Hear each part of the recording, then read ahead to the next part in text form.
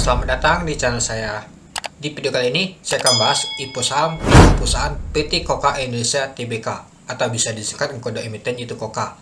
Ini adalah prospek finalnya teman-teman. Bagi teman-teman yang belum nonton di part pertama, silakan ditonton dulu ya untuk Koka ini ya teman-teman, karena itu adalah ringkasan dari awal benar nih teman-teman. Nah, mungkin di video ini saya akan membahas lagi teman-teman, yaitu prospek finalnya, baik itu penambahan underwaternya, terus juga untuk penjamin emisi efeknya dia kebagi berapa teman-teman, dan juga harga pinanya berapa itu. Oke teman-teman, langsung saja. Ini adalah perusahaan jasa konstruksi ya teman-teman. Nah, mungkin di video saya sebelumnya sudah saya bahas juga ya teman-teman. Nah, ini dia, ini ada daftar proyek yang kami kerjakan seperti Oppo Office dan lain-lain itu. Nah, kalau kita lihat sih untuk informasi perusahaan IPO ini ya teman-teman ya, untuk jumlah sahamnya nih, kalau saya lihat tidak ada perubahan ya teman-teman. Ini dia 7,1 juta lot ya teman-teman, sama. Lalu untuk harga penawarnya ini kan dari 128 sampai 191. Ternyata harga finalnya itu yaitu 128 teman-teman. Ambil harga bawah. Dan dana deploy pastinya 91 M. Nah, untuk penan awalnya itu kan di tanggal 19 sampai 26 September tahun 2023. Dan untuk penawaran umumnya itu kan di tanggal 2 sampai 5 Oktober tahun 2023. Harusnya hari ini ya teman-teman. Tapi hari ini belum penawaran umum. Tahunnya besok teman-teman.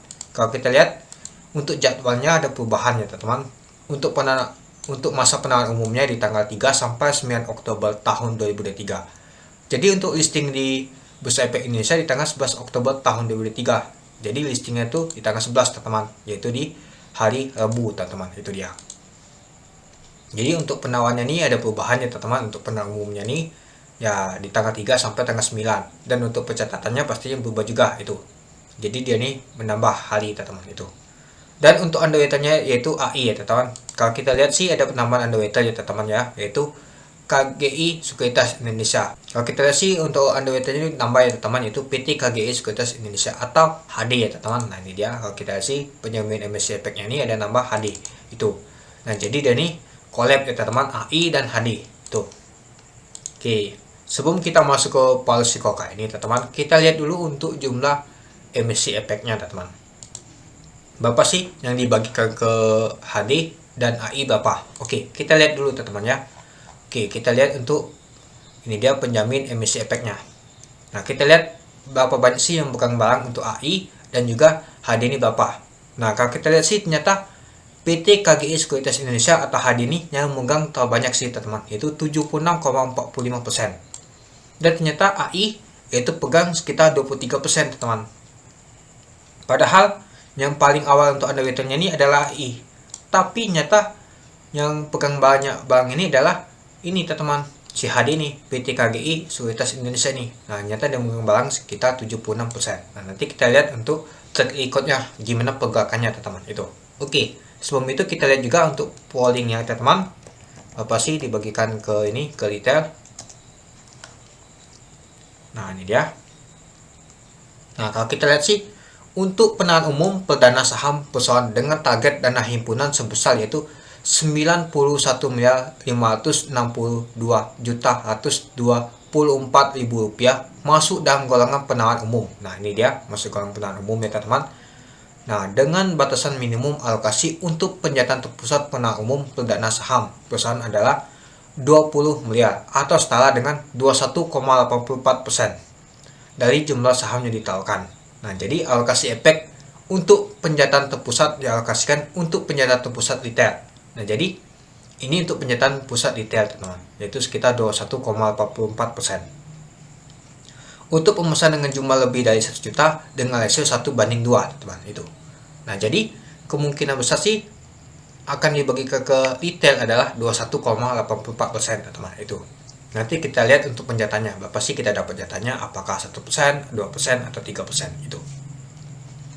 Oke, kita kembali lagi ke sini ya teman-teman. Kita masuk ke policy Koka ini. Kalau kita lihat teman-teman untuk policy Koka ini di tahun 2022 dan di tahun 2023 kuartal pertama.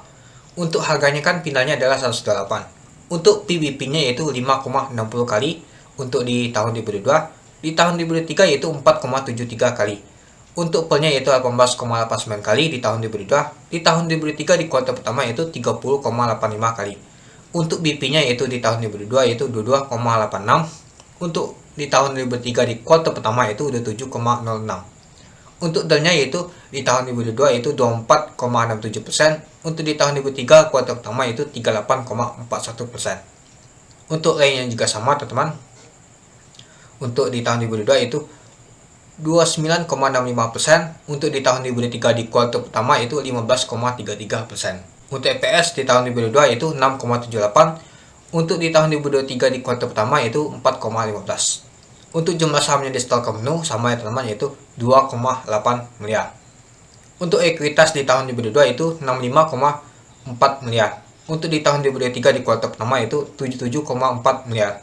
Untuk laba bersih di tahun 2002 berjalan yaitu 19,3 miliar. Dan di kuartal pertama di tahun 2023 yaitu 11,8 miliar. Lumayan besar sih teman-teman, baru aja di kuartal pertama ini. Lalu untuk total hutang di tahun 2022 itu 16 miliar. Di tahun 2003 di kuartal pertama itu 29 miliar. Nah, ternyata untuk total hutang ini meningkat teman-teman. Ya, kita juga meningkat di tahun 2023 itu. Untuk market cap di 128 yaitu 366 miliar. Nah, itu dia teman-teman untuk polisi KOKA ini. Oke, kita masuk ke track record underwaternya teman-teman, yaitu AOB Kai Hinan Sekuritas, yaitu AI. Nah, kita lihat di tahun 2023 saja ya teman-teman ya. Untuk BIL ditutup di 17%, papan pengembangan. Suni kuning. Untuk GTLA 2 kali ALA. Untuk Enkel yaitu 4% ditutup. LAM 5 kali ALA. Untuk F 7 kali ALA. Dan Baby yang terakhir kali ya teman-teman di bulan September kemarin yaitu 9% teman-teman itu. Lalu kita lihat untuk KGI Sekuritas Indonesia yaitu HD ya teman-teman. Untuk CBRL yaitu 2 kali ALA. Untuk bimbel di papan akresasi 6 kali LB. Untuk betul yaitu kuning. Untuk main di papan akresasi yaitu 4 kali LB. Untuk jati 2 kali ALA. Untuk do 5%. Untuk plok yaitu 13% yang baru listing di Agustus kemarin. Nah, jadi kalau kita lihat sih, kalau di papan pengembangan untuk HD ini bagus teman-teman. Kalau di papan akresasi jelek banget ya teman-teman. Dan juga untuk di AI ini teman-teman, kalau di papan akresasi saja masih bagus dia. Dan juga belum ada mengecewakan teman-teman untuk AI ini itu. Jadi AI dan HD ini lumayan sih teman-teman. Dan yang perlu diperhatikan, HD pegang barang banyak ya teman-teman, tadi sekitar 73% itu dia. Nah, lalu kita lihat juga teman-teman ya. Nah, kalau kita lihat sih, KOKA ini akan listing bersama dengan LOPI. Nah, di 11 Oktober tahun 2023. Nah, silakan teman-teman untuk menentukan mau beli mana. Kalau saya sih lebih baik pilih KOKA dibanding LOPI. Karena listingan kan barengan teman-teman. Karena KOKA ini berpotensi bisa memberikan kita cuan ya teman. Apalagi polisinya sih lumayan sih dibanding IPO lainnya gitu. Dan juga kalau memanfaatkan momentum untuk KOKA ini pasti bisa sih teman-teman. Meskipun tidak ALA, bisa dijual di 20% atau 30%, itu lumayan teman-teman. Daripada kita gak ikut sama sekali, itu aja. Oke, mungkin itu saja sih teman-teman untuk video saya tentang PT KOKA Indonesia Tbk, atau bisa disekat ke dalam emiten yaitu KOKA untuk purpose finalnya. Gimana menurut teman-teman? Apakah teman-teman akan ikut atau teman-teman skip? Silakan teman-teman untuk mempertimbangkan. Apalagi IPO-nya ini banyak banget teman-teman, itu aja. Oke.